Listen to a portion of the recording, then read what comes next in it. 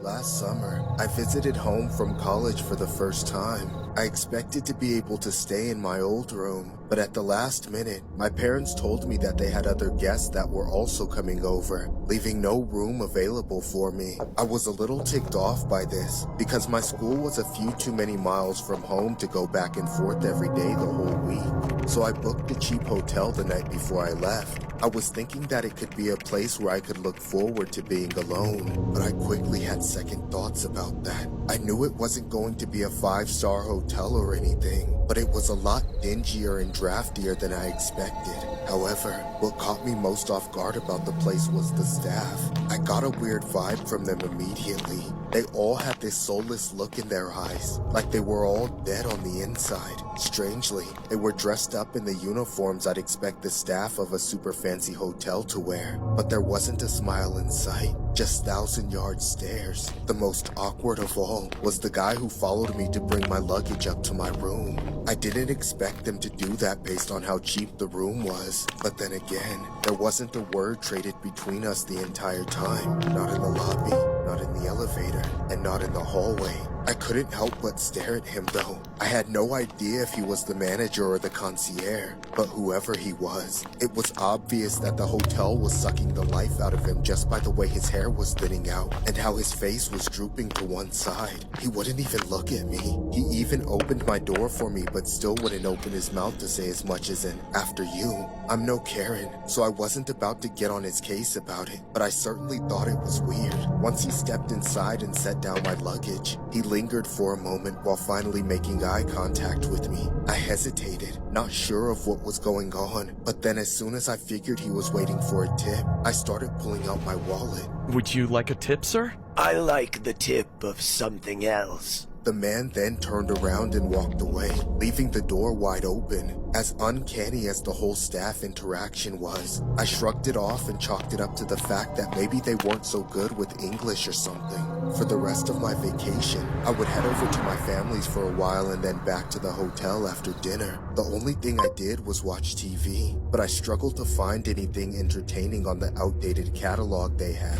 I also never slept well in that room. I tossed and turned for hours just trying to get comfortable. I kept waking up in the middle of the night, hearing strange noises that made it difficult to relax again. But the real unsettling thing I was dealing with was waking up with inexplicably slimy toes. I seriously could not for the life of me figure out what was happening, but every single morning, the first sensation I woke up to was wet feet, specifically my toes. I figured it had to be some kind of leak from the ceiling. I called the front desk to ask if there were any problems with water leaks, but they said that there was no chance of that. I tried to shrug it off like I did all the other weird stuff that was happening at that hotel, and I might have been able to if it had only happened once, but it didn't. It happened every night. I would always wake up with slimy toes. Between that not having a place to sleep at my former home, I didn't have anywhere to rest or relax for my trip, which made it a real vacation from hell. As much as I wanted to get away from my family at the time, I dreaded going back to that hotel